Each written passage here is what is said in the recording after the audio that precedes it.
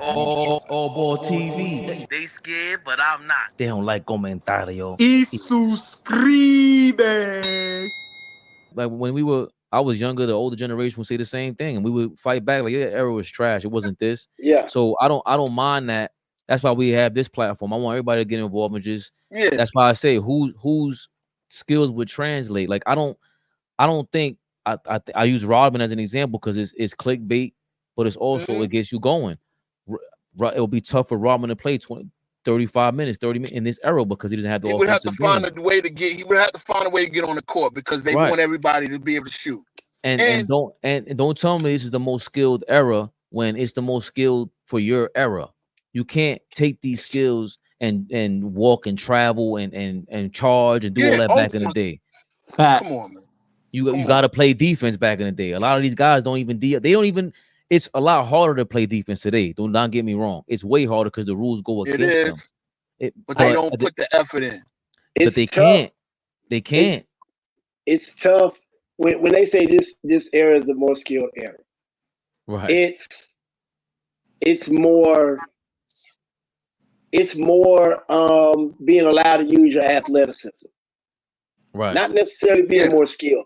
Because you got a green light for everything. They you know, just like you said, you couldn't take them double step backs. They put you on a bench back then. You take a double step back. You couldn't even Euro step, which is a legal move. Yep. Because Sarunas Marciulionis came and they was calling travel all day. They had to kind of like get a universal set of rules, allow him to do that move. Next thing you know, Ginobili coming in, and he's basically what Sarunas Marciulionis was. I want to say New York. They said the Dream Team had no competition. I mean, come on, bro. I went through every single roster. All those guys played pro in their country, or Australia or Euro, or they played college and then went back to Euro. It was just a different.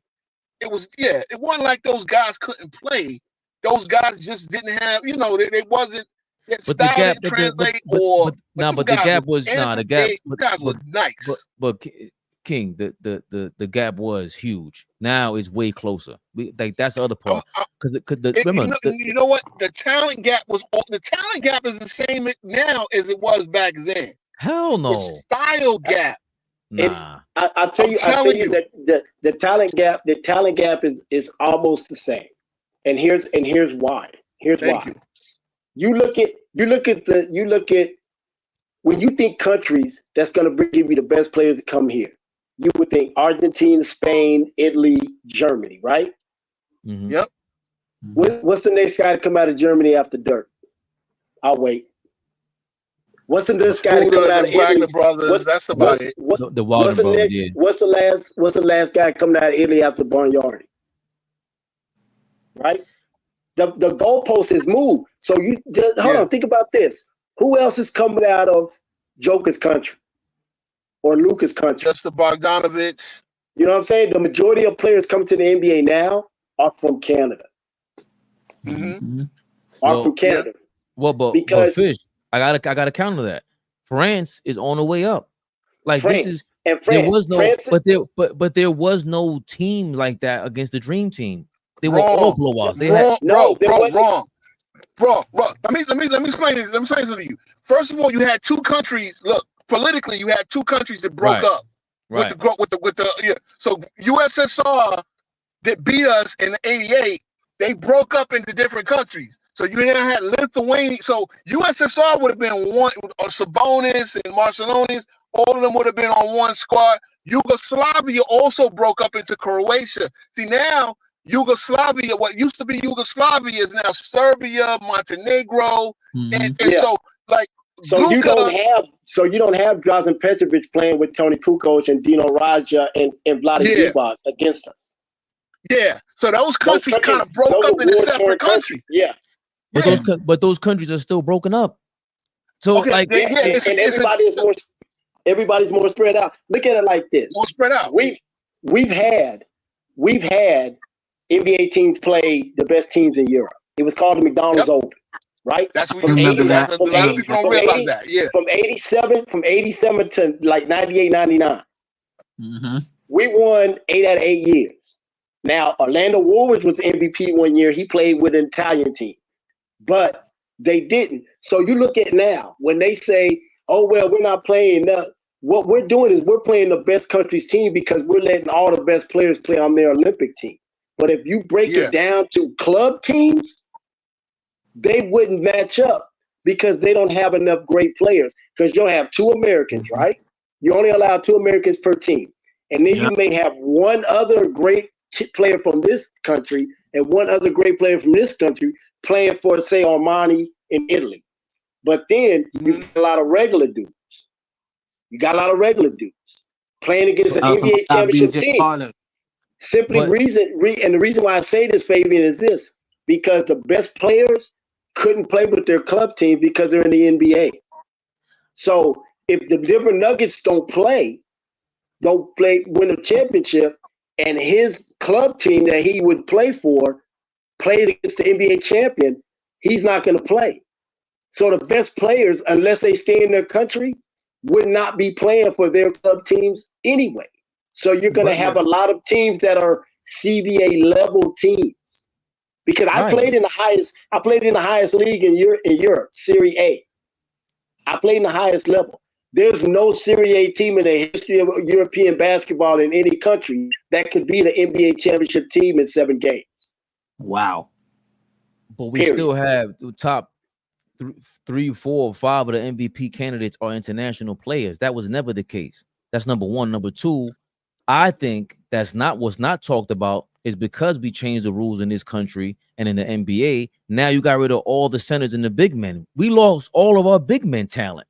That's what we lost, and that's why we did that to ourselves. Of course, 1,000%. But where the hell did they go? Right now, you're trying to look for these players, this Euro style, the front court, the front facing. See, this is my point. We started playing like them. We lost the back to the basket. We lost we lost our style. We played their style, and now look, when we played South Sudan, they had Carlick Jones looking like Isaiah Thomas. You can't tell me like JT4. Why is our best 10 guys on that squad? 10 guys on that squad are all-stars, right? 2 role players. Why are we struggling with South Sudan? Winging Gabriel and JT4. Why are we struggling? It's because we play such a crappy style that they play all out. They're better as a team, right? But they're not. You're gonna tell me talent-wise South Sudan can stay with the United States? I mean, think about this. We should have lost in the semifinals to Serbia, right? The second after Joker, the second best player is the 4th best player on the Atlanta Hawks. Right. Is that a talent catch up, or is that a style thing? But it could be both. Right, but because I'm just speaking to the fact that all of these countries, Sudan, they would never have came up back in the day. They all have more talent because that's the one thing that we got to get over. The NBA started, the Dream Team started everything, and now it spread like, I don't want to say cancer, but it spread like a wildfire. There's no doubt that more people were inspired to play, and other countries got their programs together. Right. Yeah, there's no doubt about that. But King, there's just way more. It's an international pool. The international pool is way deeper than it ever has. Can I ask you something? What do you think Oscar Smith for Brazil would have done in the NBA had he allowed him? Because remember, he was allowed to play. He could have came here. The Nets even drafted him. But the reason why he didn't come here is because the NBA had a rule: is once you play in the NBA, you cannot represent your home country, right? Until they changed it in '92. Then by '92 he could have came, but he would have had to buy himself out of his contract back home. You understand? And a lot of guys. Now listen. Sabonis, a lot of guys they weren't going to let come. They weren't going to let come. They didn't let Sabonis out of his contract in Russia. Right. Yeah. Right.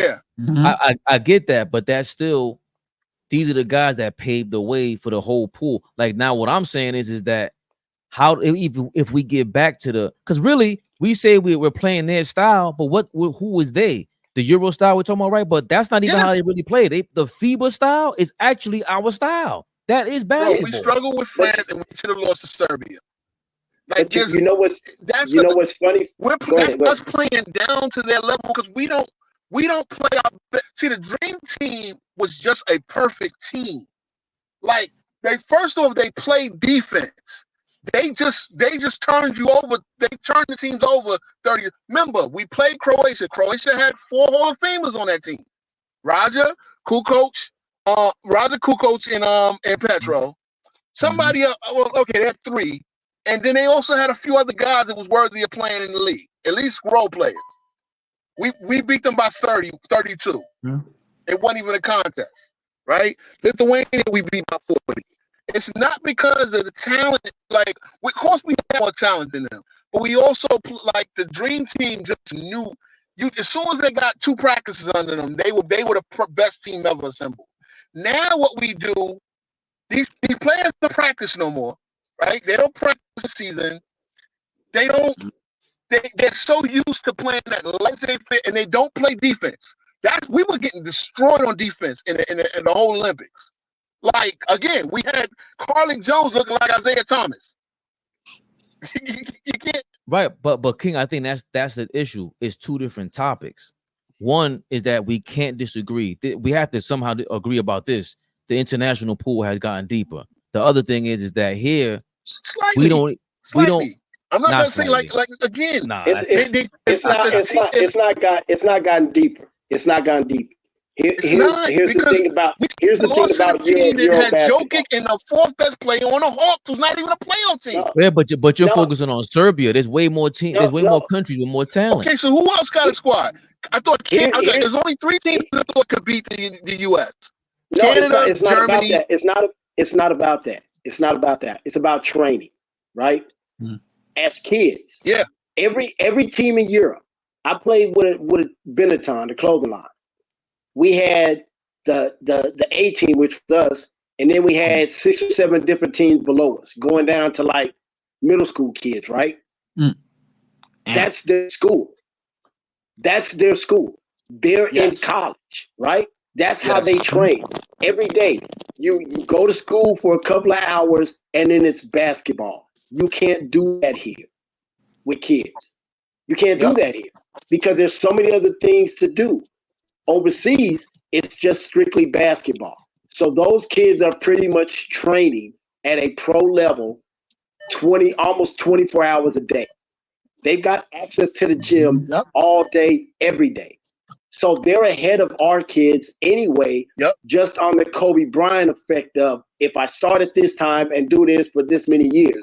That's what they're doing to where by the time they turn 15, 16, 17 years old, they're pros. Our kids, and know what we do? You know what we our kids have. Hold on. Here's the thing: our kids have too many coaches. Those organizations, those programs, you have a certain amount. You have a coach for each team, but then there's one in charge. You have so many different options for these kids to play for so many different guys and so many different ways to play. There's only one way of playing, so they're ahead just based on attempts, just based on the work. The other thing is we love saying that they brought flopping over here. So when we say flopping, we attribute it back to Vlade, right? We attribute it to Vlade. Marcianonis wasn't flopping, right? Dino Roger wasn't flopping, right? You know, Petrovic wasn't flopping. None of them dudes that came over here from other countries in the late 80s, early 90s was flopping. But we saw what Body was doing, and we jumped on that. Because the other dudes, think about it. Think about how many years we had dudes coming from overseas that wasn't flopping. Dirk wasn't no flopper. These dudes didn't come over here flopping. Because overseas basketball is more fit. It's 80s NBA basketball. It's more physical. If you look at like the women's Olympic games or our games, the physicality on our point guards coming up the court was crazy, and there was no whistle. They was hand checking crazy. They was running through screens. So we had to adjust. We literally had to adjust to that. The only reason why we made the adjustment is because the NBA playoffs this year was allowed to be more physical. They didn't bring, and you know why that happened, right? They didn't really bring that soft game to the NBA. We made, just by the fact that we have more players coming from in the NBA than they have coming overseas. We made it a thing. Yep. True. Go ahead, True. King. Because I got the way I feel to go. Speaking to his point, right? The way they train in Europe, the players come over here, finish cooked products at 19, while our guys play that AAU style where it's just, it's no real structure in that AAU style. So now, if you don't go to a good college coach, like a lot of these guys ain't really seen a real good coach that put them in a structured offense at all. And that's what happened too with the big men. We lost the big men are now two-dimensional. All they can do is block shots and rebound because we don't put our big men in real structured offense. The post game is going completely away. King, they don't even set picks. No, yeah, it's that slip screen. It's a slip screen. Slip screen. Yep. They don't want to. Nobody wants to be touched no more. So when you go and you do play, it's funny because the All-Star game was such an embarrassment this year. That's why Silver he put a memo out that, okay, no, look, we got to allow a little bit of physicality because I understand we try to take physicality away, but we've got to the point where one of our best showcases for our talent has turned into such a joke. Even the staunchest today, people that love, they were saying it. Now go look at the WNBA game. Y'all saw the WNBA All-Star game, the Olympics versus the WNBA Select. Amazing. That was one of the best basketball games I've seen in the past 10 years. And even though it ended in a blowout, like it was so spirited. And these are the best girls in the world. Look, it's so crazy because we could have sent two female teams and both of them would have won. One would have won gold, the other one would have won silver. If we could have had USA A and USA B, we would have had the top two. Remember, we've won 9 straight golds. Meanwhile, the men are struggling. And I'm telling you, it's always been more physical. It's always been more physical. Yeah. Because you think about it, girls in college, first of all, none of them is really leaving early, right? Mm-hmm. But you go to any top level women's college basketball practice, and they're playing the men, the team managers, the trainers. Yep. That's who they're playing in practice. They're not playing each other. They're playing against the team managers, or who are all guys who played small college ball or played great high school ball. That's who the women are working out against in college. That's the other thing is one and done doesn't allow our guys to get fundamental basketball training. Michael Jordan is probably one of the most fundamentally sound basketball players in the history. Every perimeter pass was a two-hand chest pass. That shot over Brian Russell, that was a camp shot, reaching into the top of the cookie jar on your release. He's probably one of the most fundamental. They talk about his athleticism. Kenny Smith said it. His hand was always in the right position in the passing lane and on defense. By the book. By the book. You don't get that in 1 year of college ball.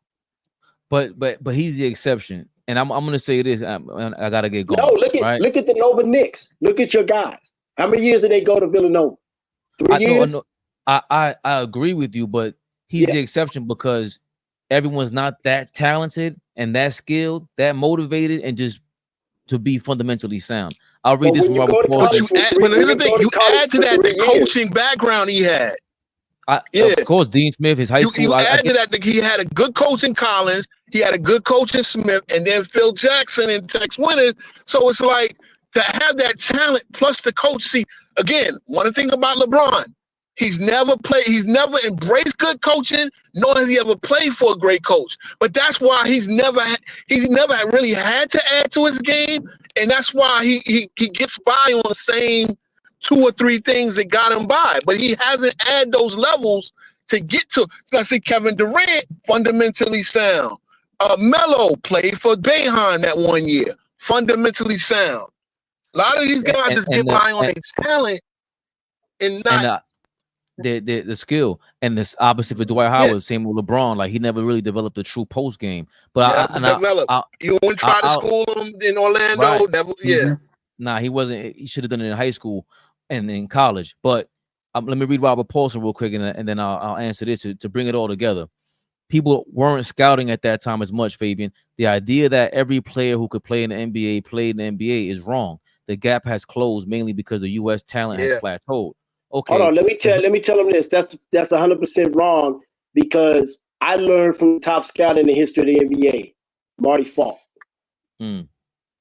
So you had the guy out of New York, you had Sonny Vaccaro, you had Howard Garfinkel, and you had Bob. You had great scouts. Now everybody's going to huddle. Everybody's going to max preps. Everybody just running to tape instead of actually going to the game. Right, but here's also my thing, because this last part, the U.S. talent has plateaued. That's really my argument. It's not that the U.S. talent has plateaued. You can't tell me which one of these players is better than John Morant. John Morant is insane. Anthony Edwards is insane compared to everybody around the world. My thing is that where is the John Morant and Ant-Man of the big mans in the U.S.? That's what we lost, because we know for a fact these athletic guards are a lot like the diva wide receivers in football. That's just what it is. So if we have 90% of the league is basically that, whether they're 6'7", 6'10", that's what they're full of. The same reason why I always argue this, because I think this is what happens with the argument, King. When they start bringing up this team would have beat the dream team, I always laugh, because it's impossible. If you're telling me they're playing with the FIBA rules, you can't beat them. You have David Robinson, Patrick Ewing, and Karl Malone, and Charles Barkley grabbing every rebound, setting picks, and it's over for you. That's the difference. The talent the talent that has plateaued in the U.S. is the front court. It has not been. It has not been the talent in the U.S. We have great talent. We just don't have the. So that's my thing with around the world. When you compare the international pool, in my opinion, they allow their front court to develop, because that's what they allow everybody to develop. They want their best players. Whoever's great, we want them to represent the country. And we don't have that. And they did that before I was going overseas, was they allowed the bigs to play in the backcourt. But that's my thing. So when that whole dream team versus whatever team is currently out right now, whatever recent Olympic team is out, that's when it becomes an argument for everybody, and it comes up because they're playing great. And I just look at them and laugh, because just like you said, Fish, they're playing 80s style basketball. Oh, you want to play 80s style basketball? If we develop our guys, then we got something to say. But we're not developing big men. That is the ultimate problem. Can I give you a poster child for what's wrong with the modern big man, domestic, the ones we produce here in the United States? A poster child. Karl Anthony Towns. And I've been on this Karl Anthony Towns stuff from his first year. Right. Because I remember him in Kentucky, and I remember him as talented as he was, right? And they were all saying, I said, I didn't see it. He's too soft for me. He's soft.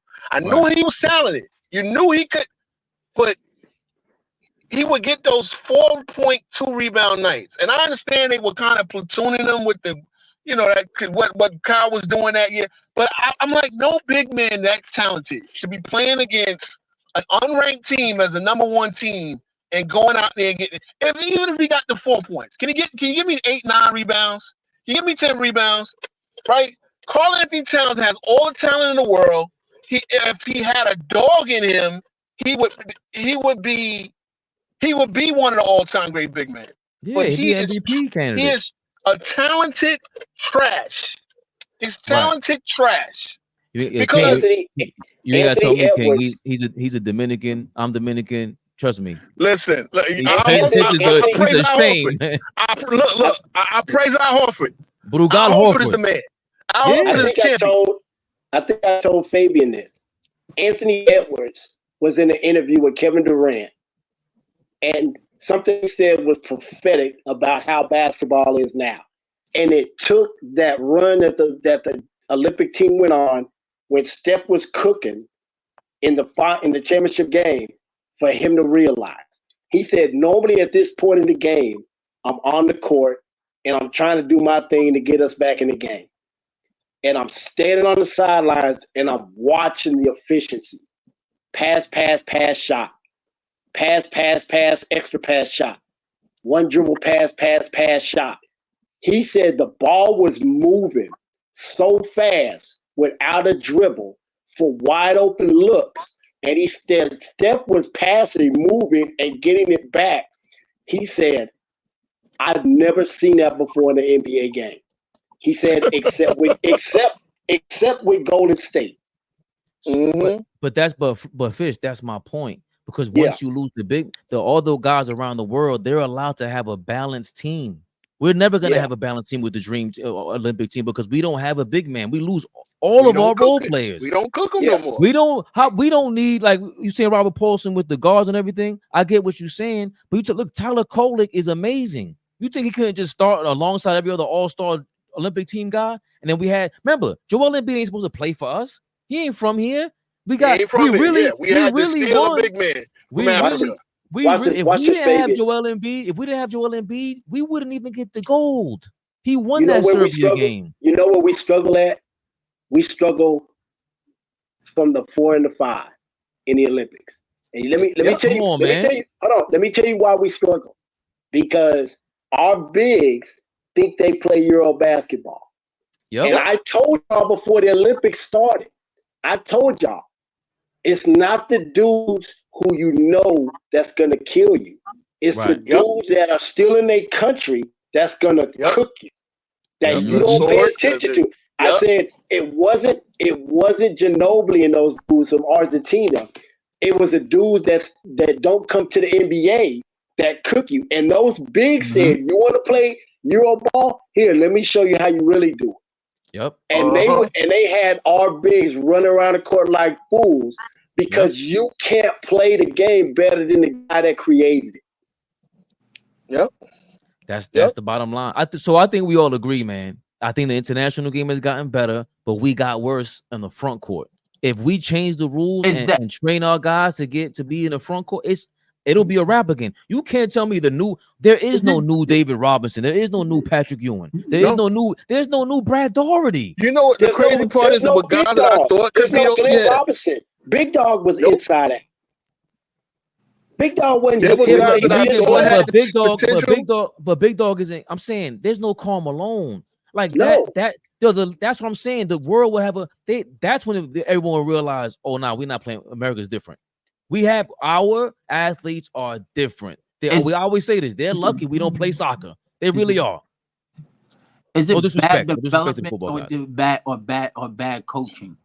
No, it's bad development because remember the NBA is the top league. You're aiming to go. These guys go to the top, so that if they're looking for guys just guard to play to have guard play, that means high school, junior high school, college. They're all priming these guys to play that kind of role. So if the highest thing that we're aiming for is this thing, you're gonna the front court is gone, bro. That's what it's don't not, do good scout. We just don't do good scouting. I'll say it like this. I don't think the development is bad. Because how much better can you get than these athletes? Okay, you guys are super athletes. You guys are running around. Okay, great. But the rest of the world does not play that way. They play real basketball. But the style is terrible. No, I had this conversation with Fabian, AllBall, and Flea. One of the earliest conversations we had. Because I did player development in the original G League, in the NBDL, and in the league and overseas. It's player development. Because real player development is you're teaching guys different moves within the offensive structure of what their team does. That's player development. What these guys are doing now is they're teaching guys combination moves that they'll never do in the game because it doesn't fit within the offense.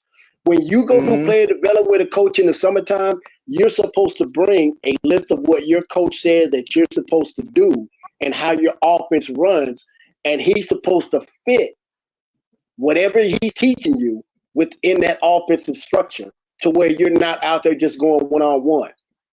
You got Bricky, you got what's his name out in LA, Rico Hines, and you got what's his name that was with the Lakers, 94 feet, what's his name? I can't remember his name. They're out there just teaching guys. Bill Handy. They're not. He was just out here. He was just in New York. They're not developing guys. The guy that was with the Lakers under Pat Riley, that did player development, was still doing player development when Phil Jackson got there. That's how good he was. It wasn't Phil Handy that worked with Kobe. It wasn't Phil Handy that was with Kobe after he shot them air balls and he went to that high school. I can't remember his name. White dude. He was with the Lakers. From Pat Riley, from Worthy to Kobe and Shaq. That's how long he did player development. Player development, now it's just they're teaching you a bunch of bullshit. They're not teaching you how to get in and out and get your shot in. And because you're in your mind, you're supposed to already know what you're gonna do in 3 seconds when you get the ball. Right, but Fish was saying the same. I think we're saying the same thing differently. I think is we don't like what they're aiming to develop into, but the development has to be that because that's what the league is.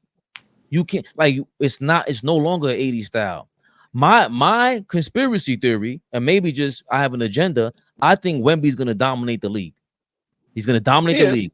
If Zach Edey is anywhere near as good as half as good as he was in college, you got Giannis, all these big men. The big man's gonna have to come back because Wemby, we know his biggest problem is you can't go to the paint. They're gonna start drafting guys to keep Wemby out of the paint and start hitting them. The rules are gonna have to change because of it, and we're gonna need that. And eventually, we're gonna have these big men come back to the league, especially with France having 6'9" and 6'10" guys running all over the place.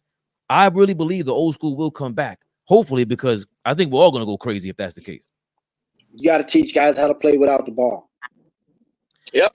But it'll have. What was the worst thing you used to see in PE, Fabian? Was that one guy standing outside clapping his hands, asking for the ball because he couldn't move, because he didn't understand the concept of setting the pick and going through.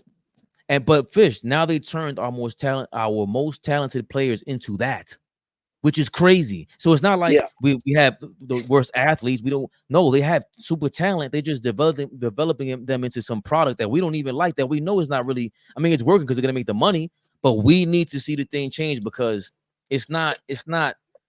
The dream team was always going to be the dream team because of them big men. I think we all agree about that, man. Listen, guys, we made 9,000. King, new subscriber, Fish, Day One, Turbo Day One, Fleet. He's over here on the black screen somehow. Truly appreciate y'all helping us get to 9,000. Truly appreciate y'all being for damn near 4 hours. This is old school stuff right here. Yes, please, sir. Tap back in if you haven't subscribed. Please subscribe. William. Think Jacksonville, appreciate you. Knicks 100, appreciate you. Robert Paulson, come on, man. He hits me up like you, Fish. Just talking the same way. Look, I mentioned soccer. He wanted to send me a digital shot. Just don't ever talk about soccer again in your life. I'm sorry. I'm sorry, Robert Paulson. He's Australian, by the way, so you can't talk. That is disrespectful. But I gotta get running. I truly shout out to the Mets tonight. We won 10-6. 10-6. Still two ahead of the Braves. King Ohtani had 10 RBIs. Oh man, that's great. Yo, Ohtani is the reason to watch baseball. I haven't watched much baseball the last 2 years, but I gotta peep it. If he get that 50-50, man, yo, that's crazy. That's crazy. But man. The Mets are like the Cowboys. Y'all need to get back to doing blow. That's what messed us up, man. I couldn't even get my stereotype off. Yo, King, Ohtani is Ryu Ruth. That's what I've been calling him. That he looks the Japanese dude is crazy. Yo, listen, I gotta get going. Appreciate y'all. You know what? Yes. Good talking to y'all. Salute. I'll be tapped back in, man. It's a good channel, man. 1,000,000%. Shout out to you. Spread the word. AllBall TV. They scared, but I'm not. They don't like comentario. Y suscribe.